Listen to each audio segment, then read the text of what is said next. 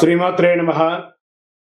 సద్గురు జ్యోతిష్యాలయం జూలై నెల రాశి ఫలితాలు కొన్ని అనివార్య కారణాల వల్ల ఒక 10 రోజులు లేటుగా నేను మీ ముందుకు వస్తున్నాను.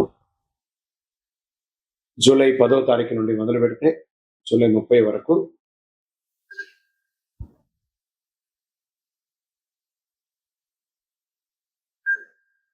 గ్రహాలన్నీ కూడా ఎలాంటి ఫలితాలు ఇవ్వబోతున్నాయి, ఈ 20 రోజుల్లో ఉద్యోగ, వ్యాపార, వ్యవహార, కుటుంబ అన్ని కూడా గోచార ప్రకారంగా ఎలా ఉన్నాయని చెప్పి మీ ముందుకు రాబోతున్నాను. జ్యోతిష్యం అంటే అందరికీ ఒక ఉత్సాహం. ఈ నెల నాకు ఎలా ఉండబోతుంది అనేది చాలా మంది గురుగారు ఈ నెల మీరు నాకు అందుబాటులో లేదు అనడం కొన్ని అనివార్య కారణాల వల్ల నేను కాస్త ఆలస్యంగా వచ్చాను. మీకు కలిగిన ఇబ్బందికి క్షమించండి. జ్యోతిష్యం పడుతున్న వర్షానికి ఒక గొడుగు మాత్రమే కానీ జ్యోతిష్యం జీవితం కాదు. ఈ యొక్క ఫలితాలన్నీ మీ యొక్క వ్యక్తిగత జాతకానికి ఒక 30% మాత్రమే వర్తిస్తుంది. మిథున రాశి మిత్రులారా, ఈ యొక్క నెల 2026 జూలై 10వ తారీఖు నుండి 30వ తారీఖు వరకు ఉన్నటువంటి శుభాశుభ ఫలితాలు ఎలా ఉన్నాయని చెప్పుకుంటే, ఉద్యోగ, వ్యాపారధన, కుటుంబ, ప్రేమ, విదేశీ అవకాశాలు, సినిమా వీడియోలు అన్నింటిలోనూ ఇటు 60-40గా కనబడుతుంది. ఈ నెల గ్రహస్థితి బుధుడు మీ రాశికి ప్రధాన బలాన్ని అందిస్తున్నారు. గురు గ్రహ దృష్టి వల్ల జ్ఞానం, అవకాశాలు పెరుగుతాయి. శని మీ పనుల క్రమశిక్షణ కొడతారు. శుక్రుడు సంబంధాలను బలోపేతం చేస్తాడు. రాహు కొత్త అవకాశాలను క్రియేట్ చేస్తాడు. సాంకేతిక రంగంలో పురోగతి ఇస్తే కేతు అనవసరమైనటువంటి చింతలు దూరం చేసే ఆధ్యాత్మిక దృష్టిని కలిగిస్తాడు. ప్రత్యేకించి నెల వ్యాపారం ఎలా ఉండబోతుంది అంటే, digital marketing, IT, communications, Vidya, trading, consultancy, printing media రంగంలో ఉన్న వారికి మంచి లాభాలు కనిపిస్తున్నాయి. కొత్త ఒప్పందాలు కుదిరే అవకాశాలు చాలా అవకాశాలు ఉన్నాయి. మరి ధన ప్రవాహం పెరుగుతుందా అంటే మిశ్రమమైనటువంటి ఉంటే పాత బకాయిలంతా కూడా వసూలయ్యే అవకాశం ఉంది. కుటుంబ అవసరాల కోసం ఖర్చులు పెరిగిన ఆదాయ మార్గం కూడా విస్తరింపజేస్తారు. దీర్ఘకాలిక పెట్టుబడులు మంచిదని చెప్పచ్చు. ఇంకా ఉద్యోగస్తులకి కొత్త బాధ్యతలు వస్తాయి. మీ పనితీరును ఉన్నతాధికారులు గుర్తిస్తారు.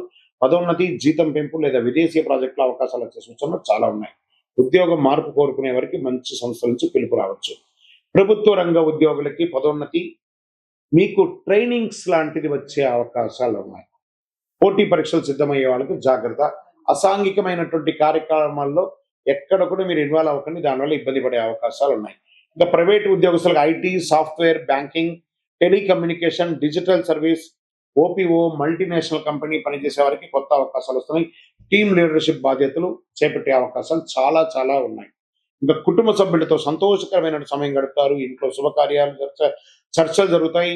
తోబుట్టువులు, అన్నదమ్ములతో పెద్దల సలహా తీసుకుని నిర్ణయాలు తీసుకుని మంచి ఫలితాలు పొందే అవకాశాలు ఉన్నాయి. ప్రేమలో ఉన్న వారికి అపార్థాలు తొలగి పరస్పర అవగాహన పెరుగుతుంది. వివాహ ప్రయత్నాలు చేస్తున్న వారికి మంచి సంబంధాలు వచ్చే అవకాశాలు ఉన్నాయి. Cinema, TV, social media, YouTube, anchoring, రచన, సంగీత, జర్నలిజం రంగాల్లో ఉన్న వారికి పేరు గుర్తింపు పొందుతుంది. మీకంటూ మీ ఛానల్లో గుర్తింపు పెరిగి మీరు ఇంకా ఉన్నతమైనటువంటి సబ్స్క్రైబర్స్ పెరిగి చాలా అద్భుతం పొందే అవకాశాలు ఉన్నాయి. సినిమా యాక్టర్స్ అండ్ యాక్ట్రెస్ ఇద్దరికి కొత్త అవకాశాలు వచ్చే అవకాశం ఉన్నాయి. కోర్టు వ్యవహారాల్లో పాత కేసులు సానుకూలంగా పరిశీలిస్తాయి. న్యాయపరమైనటువంటి వ్యవహారాల్లో అనుభవజ్ఞుల సలహా తీసుకొని విజయం సాధించే అవకాశాలు పొందండి. విదేశీ ఉద్యోగంలో ఉన్నవాళ్ళు, ఉద్యోగం పోగొట్టుకొని లేఆఫ్లో ఉన్నవాళ్ళు గెట్ రెడీ. జూలై నెల ఆఖరిలోపు మీ ప్రయత్నాల్లో కాస్త పురోగతి కనబడే అవకాశాలు ఉన్నాయి. లేదా వీసా రాకుండా స్టక్ అయినటువంటి వాడికి కూడా మీకు క్లియరెన్స్ వచ్చే అవకాశాలు ఉన్నాయి. షేర్ మార్కెట్లో pharma, digital technology, IT, communication కొంచెం మిశ్రమంగా ఉంది. పవర్ సెక్టార్ కొంచెం బాగుంది. సమగ్ర విశ్లేషణతో పెట్టుబడి పెట్టండి. Long term, not short term.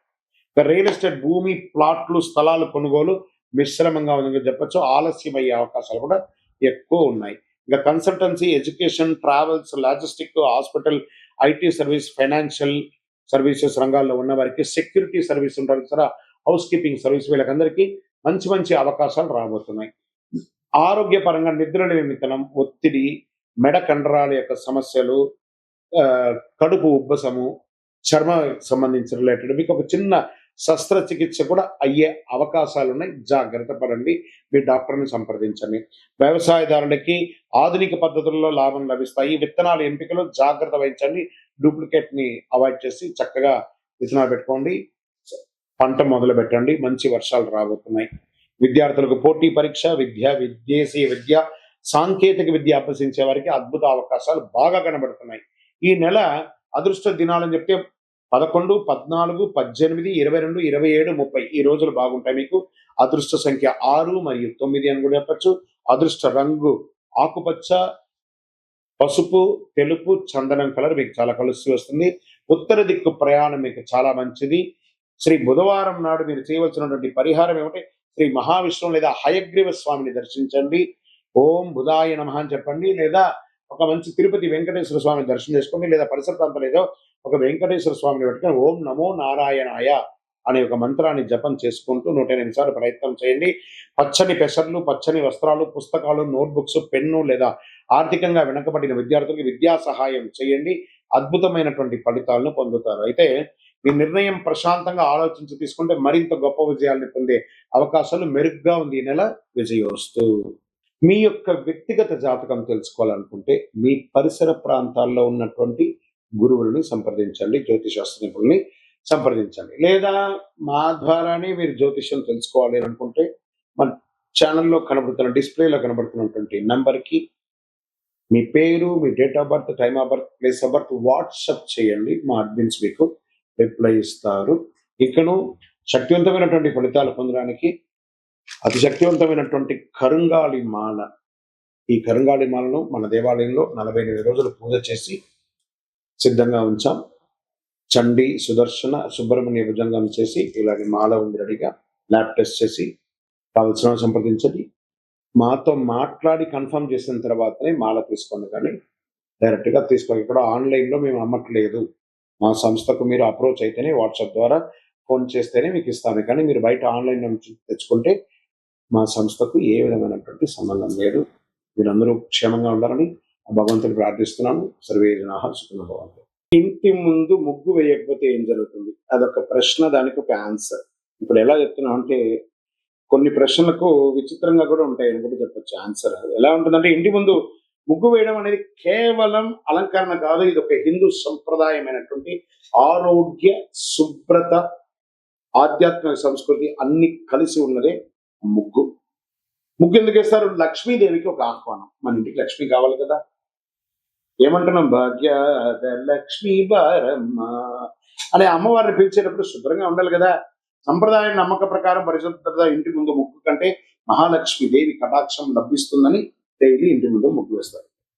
మరి పరిశుభ్రతకు కూడా గుర్తు. ఓహో, వీళ్ళు ఇల్లు శుభ్రంగా ఊడ్చి క్లీన్ చేసి ముగ్గు వేస్తారు కాబట్టి పూర్వకాలం తెల్లవారుజామున ఇంటి ముందు ఊడ్చి నిల్లు చల్లి ముగ్గు వేయడం అనేది పరిసర ప్రాంతాలు శుభ్రంగా ఉండేది అనేది ఆరోగ్యానికి ఇచ్చే ఒక మొదటి ఇది.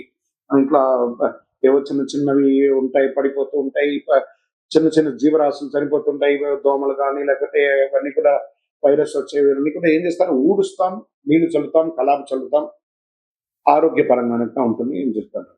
జీవరాశులకి ఆహారం, దాంతో బియ్య పిండితో ముగ్గు వేస్తూ ఉంటారు జనరల్ గా. ఇప్పుడు కదా అన్ని వేస్తుంటారు. సంప్రదాయంగా బియ్య పిండితో ముగ్గు వేయడం వల్ల చీమలు, చిన్న చిన్న పక్షులు వాటికి ఆహారం దొరుకుతుంది కాబట్టి అలా కూడా ఇంటి ముందర ముగ్గు వేస్తారు. సానుకూలమైనటువంటి వాతావరణం వస్తుంది. అందమైన ముగ్గులు ఇంటికి వచ్చే వారికి ఆహ్లాదకరమైనటువంటి భావన. ఆహా, వీళ్ళు చక్కగా ఉన్నారు, సంప్రదాయంగా ఉన్నారు, ఎవరైతే అలా అనుకుంటూ ఇంట్లోకి వస్తారో ఆ ఇల్లు కూడా సుభిక్షంగా ఉంటుంది. ఇంత ఏకాగ్రత ఎలా పెరుగుతుంది? ముగ్గు వేయడం చేతి నైపుణ్యాన్ని, ఏకాగ్రతను పెంచుతుంది, సృజనాత్మకత పెంచుతుంది. కళలుగా కూడా మనం నేర్చుకునే ఒక ముగ్గు అనేది కాన్సన్ట్రేషన్, ఇన్ని చుక్కలు వేయాలి, ఇన్ని ముగ్గులు వేయాలని వాళ్ళలో కూడా ఆడవాళ్ళ ఒక కళ పెరుగుతుంది. సరే, ముగ్గు వేయకపోతే ఏమవుతుంది? అది కదా ప్రశ్న. మనం ముగ్గు వేయడం వల్ల గురించి కదా మాట్లాడుకున్నాం. దీనిపై 2 రకాలైనటువంటి అవగాహన ఉన్నాయి. ఇంట్లో శుభశక్తులు తగ్గుతాయండి. ఫస్ట్ ఆ ఇల్లు, ముగ్గు వేసే ఇల్లు, ఎదురిల్లు బాగుంటుంది, ఎదురు వేయకుండా ముగ్గు వేయకపోతే ఇంకా నిద్ర కూడా లేవలేదు అని మాట్లాడుతూ పోతారు. దరిద్రం స్టార్ట్ అవుతున్నారు. ఆ ఇంటి ముందర అశుభం కనబడుతూ ఉంటుంది. లక్ష్మీదేవి అనుగ్రహం తగ్గుతుంది. శుభకార్యాలకు అనుకూల వాతావరణం తగ్గుతుంది కొందరు విశ్లేషిస్తారు. కానీ వాస్తవ దృష్టిలో ముగ్గు వేయినంత మాత్రాన తప్పనిసరిగా ఏదైనా అశుభం జరుగుతుందా? శాస్త్రీయమైనటువంటి ఆధారాలు ఎక్కడ లేదు, ఏమి జరగదు. కొంతమంది ముగ్గు అనేది ఏంటో కూడా తెలియని వాళ్ళు కూడా ఉన్నారు. ఇలా కొన్ని గేటెడ్ కమ్యూనిటీస్ లో, అపార్ట్మెంట్స్ లో ముగ్గు వేయడం అనేది లేదు, స్టిక్కర్ వేసేసి వదిలేస్తున్నారు. అయితే పరిశుభ్రత, సంప్రదాయం, అందం వంటి ప్రయోజనాలు కోల్పోతారు ముగ్గు వేయకపోతే. వైదిక సంప్రదాయం ఏ రకంగా చెప్తుంది? ఆధ్యాత్మికంలో ధర్మశాస్త్రాలు ఇంటి పరిశుభ్రంగా ఉంచడం, దేవతారాధనకు ముందు ముగ్గు వేసి గడప కడిగి ముగ్గు వేయడం అనేది పవిత్రత చేకూరుతున్న ప్రముఖతలు చెప్తున్నారు. ముగ్గు వేయడం అనేది పవిత్రతకు ప్రతీక. తరతరాలుగా వస్తున్న ఆచారం అయితే ముగ్గు వేయకపోతే తప్పనిసరిగా కష్టం వస్తుంది అని చెప్పడానికి ఏ విధమైనటువంటి శాస్త్ర కోణాలు లేదు. ముగ్గు వెయ్యండి, వేయకపోతే మీ ఇష్టం. వేయకపోతే ఏదో తప్పు జరిగిపోతుంది అనేది భ్రమలోకి వెళ్ళకండి. కానీ వేస్తే శుభ్రంగా ఉంటుంది అనేది ముఖ్యం. ఆరోగ్యంగా ఉంటారు. ముగ్గు వేయడం శుభప్రదం, సాంస్కృతిక గొప్ప సంప్రదాయం. విజయవస్తు. తులసి మొక్క దగ్గర దీపం ఎందుకు పెట్టాలి? పెట్టకపోతే ఏమవుతుంది? ఈ తులసి మొక్క ప్రతి ఇంట్లో ఉంటుందండి. అది వచ్చి విష్ణు యొక్క స్వరూపం. కృష్ణ తులసి, రామ తులసి అని 2 తులసి ఉంటుంది. దీపం పెట్టాను దేవుడు అని చెప్పేసి ఆ చెట్టులోకి తీసుకుపోయి కొంతమంది పెడతారు. ఆ వేడికి ఆ కరిగిపోతూ ఉంటుంది. అవసరమా? తర్వాత ఆ చెట్టు మొదలు కింద పెడతారు. అవి కూడా కరిగిపోతాయి. చూడండి, తులసి మొక్క పెట్టిన దీపం దగ్గర పెట్టడం వల్ల పెట్టిన దీపము షింక్ అయిపోయి ఉంటుంది. ఆ యొక్క ఆకులంతా ఖచ్చితంగా దీపం పెట్టాలి తులసి మొక్క దగ్గర. ఆ కోటలాగా ఉంటుంది కదా, బయట పెట్టండి. ఒక చిన్న ముగ్గు వేసి ఆ దీపాన్ని బయట పెట్టండి. అది మన వైదిక సంప్రదాయ ప్రకారం ఒక అద్భుతమైనటువంటి శక్తిగా భావిస్తాం. మహావిష్ణువుకి దీపం వెలిగించడం. ఎక్కడైతే ఎవరు మహావిష్ణు తులసి, ఆ యొక్క తులసికి ఏ దీపం వెలిగిస్తున్నాం? లక్ష్మీపరమైనటువంటి దీపాన్ని వెలిగిస్తున్నాం. అంత అద్భుతమైనటువంటి పవర్ ఉంది. తులసిదేవి విష్ణుమూర్తికి అత్యంత ప్రీతిపాత్రమైనగా భావిస్తూ ఉంటారు. సాయంత్రం తులసి దగ్గర నెయ్యి లేదా నువ్వుల నూనెతో దీపం వెలిగిస్తే శుభం జరుగుతుంది. ఐశ్వర్యం, ప్రశాంతత పెరుగుతుంది. సంప్రదాయంలో ప్రతిరోజు సాయంత్రం కుటుంబ సభ్యులందరూ ఒక చోట వెలిగి ప్రార్థన చేసే అలవాటు ఉండేది. ఇంట్లో భక్తి, క్రమశిక్షణ, ప్రశాంతత పెరుగుతుంది. ఆ దీపం కొండెక్కేంత వరకు రాత్రి ఆహారం తీసుకోరు చాలా మంది. ఇది మంచి ఆచరణ. సాయంత్రం దీపం వెలిగించడం వల్ల ఇంటికి పరిసరంగా ఆహ్లాదకరమైనటువంటి వాతావరణం ఏర్పడుతుంది. తులసి మొక్క యొక్క స్వభావమే స్వయం సువాసన, ఔషధ గుణాలు కలిగి ఉన్నటువంటి అద్భుతమైనటువంటి ఒక కల్ప వృక్షం. ప్రతిరోజు సంరక్షించడం వల్ల ఇంటికి పచ్చదనం కూడా పెరుగుతుంది. ఎప్పుడు వెలిగించాలి? ఉదయం సూర్యోదయాత్పూర్వం వెలిగించవచ్చు, సాయం సంధ్యలో వెలిగించవచ్చు. కార్తీక మాసంలో ప్రతిరోజు తులసి దగ్గర దీపం వెలిగించడం వల్ల విశేషమైనటువంటి ఫలితాలను పొందే అవకాశాలు బాగున్నాయి. ఏ నూనెతో వెలిగించాలంటే నువ్వుల నూనె లేదా ఆవు నెయ్యితో వెలిగించండి. విశేషమైన ఫలితాలు పొందుతారు. తులసి దగ్గర దీపం వెలిగించిన ఐశ్వర్యం లేదా కష్టాలు దొరకడం వంటి ఫలితాలు సంప్రదాయ విశ్వాసాలకి ఆధారపడి ఉంటుంది. తులసిలో వెలిగించడం కాదు, తులసి దగ్గర వెలిగించాలి. విజయవస్తు. నిత్య దీపారాధన చేయడం వల్ల ఫలితం ఏంటి? దీపం జ్యోతి నమస్తుభ్యం చెప్పి మనం ప్రార్థన చేస్తుంటాం. దీపం వెలిగించడం వల్ల జ్యోతి వెలిగెను, మకర జ్యోతి వెలిగెను. దానివల్ల ఏం లాభం? అజ్ఞాన్ని పారదోలే జ్యోతి వెలుగుతుంది అనమాట. ప్రతిరోజు స్నానం చేసి మన ఇంట్లో దేవుడి దగ్గర దీపం వెలిగించడం, తులసి కోట దగ్గర దీపం వెలిగించడం ఒక సంప్రదాయం అండి. ఉదయ సాయంత్రంలో ఇలా వెలిగించడం వల్ల ప్రతిరోజు భక్తితో దీపారాధన చేసి ఇష్టదైవ అనుగ్రహం పొందుతారు. మనకు డైరెక్ట్ గా భగవంతుడికి మనము ఆహారం ఇవ్వాలి. అందుకే హోమాది కృత్యాలు చేస్తారు కదా. ఈ దీపం యొక్క కాంతితో ఆ నూనె కరిగి ఆకాశం వెలిగి మన ఇష్టదేవుడికి ఆహారంగా మారి మనకు అనుగ్రహంగా తిరిగి రావడమే దీపారాధన యొక్క ఫలితం. లక్ష్మీ కటాక్షం, ఇంట్లో శుభం, ఐశ్వర్యం, సిరి సంపదలు వెలుగుతుంది. దీపం వెలుగుతుంది చూసారా? అలా ఆ చుట్టుపక్కల చూడండి, ఒక బ్రైట్ గోల్డెన్ ఫ్రేమ్ తో వెలుగుతుంది ఆ దీపం. అవన్నీ కలర్ ఇమాజినేట్ చేసేదా? అదే అద్భుతం, సృష్టి అని కూడా చెప్పచ్చు. మానసిక ప్రశాంతత పెరుగుతుంది. మనసు ప్రశాంతంగా ఏర్పడి చక్కగా కుటుంబంలో సామరస్యం పెరుగుతుంది. ఎవరో ఇంట్లో కోడలు, అత్త, మామ ఎవరైనా దీపం వెలిగించారని చెప్తుంటారు చూసారా? చాలా అద్భుతమైనటువంటిది ఉంటుంది. ప్రతికూలత అంతా కూడా తొలగిపోతుంది. నెగిటివ్ వైబ్స్ అంతా తొలగిపోతుంది. ఉదయ సంధ్య దీపాలు వెలిగించడం వల్ల ఆరోగ్యపరమైనటువంటి దినచర్యగా మారుతుంది. ఏ నూనెతో వేయొచ్చు అంటే ఆవు నెయ్యి, నువ్వుల నూనె, ఇతర సహజ నూనెలతో దీపారాధన చేయొచ్చు. అంత విశేషం. ఎల్లప్పుడూ వెలిగించాలా, అఖండం వెలిగించాలా, నిత్య దీపం వారి వారి శక్తిని బట్టి. ఒకవేళ మీరు అఖండ దీపం వెలిగించి గాలికో దేనికో ఆరిపోతే అదేదో అపశకునంగా మార్చకండి. టెక్నికల్ గా ఆరిపోయింది అంతే. దాని గురించి దీపం వెలిగించడం మన బాధ్యత. ఆ ఉండడం ఉండకపోవడం అనేది గాలిలో, ప్రకృతిలో ఉన్నటువంటి శక్తిని బట్టి. కాబట్టి సెంటిమెంట్ కి దీపాన్ని తీసుకొని వెళ్ళకండి. అది నిత్య ఉత్సవం, నిత్య పని. అది విజయవస్తు. ప్రతిరోజు కనకదార స్తోత్రం చదవాలా? దానివల్ల ఫలితం ఏమైనా ఉంటుంది కదా. ఒక పేద ముసలి ఆవిడ ప్రార్థన చేస్తూ ఉంటే ఆదిశంకరుల వారు భిక్షాటనకు వెళ్ళారు. భవతి భిక్షాన్ దదాతు దేహి కదవతి భిక్ష, మీరు నాకు దానం ఇస్తున్నారంటే ఆ ఒక బ్రహ్మచారి కుర్రోడు వచ్చాడు కదా అని చెప్పి ఇల్లంతా తిరిగి వెతికితే ఎక్కడ కనబడపోతే ఒక పుల్లిపోయిన ఒక ఉసిరికాయ మాత్రం ఉండిందట ఆ పేద ఆవిడ దగ్గర. కాలడి క్షేత్రంలో, కాల్ అడి అంటే కాలు పెట్టినటువంటి స్థలంలో, అలాంటి క్షేత్రంలో ఆవిడ వచ్చి తీసుకొచ్చి, అయ్యా నా దగ్గర ఉన్నది ఇదే అని చెప్పి ఇవ్వగానే, అంగం హరే పులగభూషణ వాసయంతి అని చెప్పి కనకదార స్తోత్రాన్ని ఆదిశంకరులు ఈ ప్రపంచానికి అందించారు. అలా ఆ ఇంట్లో ఆ బంగారు వర్షం కురిసిందంట. ఆ ఉసిరికాయతో వర్షం. ఆ కనకదార స్తోత్రం చదవండి. 2 పూటలా చదవండి లేదా వినండి. యూట్యూబ్‌లో వస్తున్నాయి. టీవీలో వస్తున్నాయి. ఆ అడ్వర్టైజ్‌మెంట్‌తో కాదు, డౌన్‌లోడ్ చేసుకొని వింటూ ఉండండి. ఎలా అద్భుతమైనటువంటి ఫలితాలు పొందుతారంటే ఐశ్వర్యం, ఆనందం, ఆరోగ్యం అన్ని రకాలైనటువంటి ఫలితాలను పొందుతారు. ఆ కనకదార స్తోత్రంలో అంత పవర్ ఉంది. విజయోస్తు.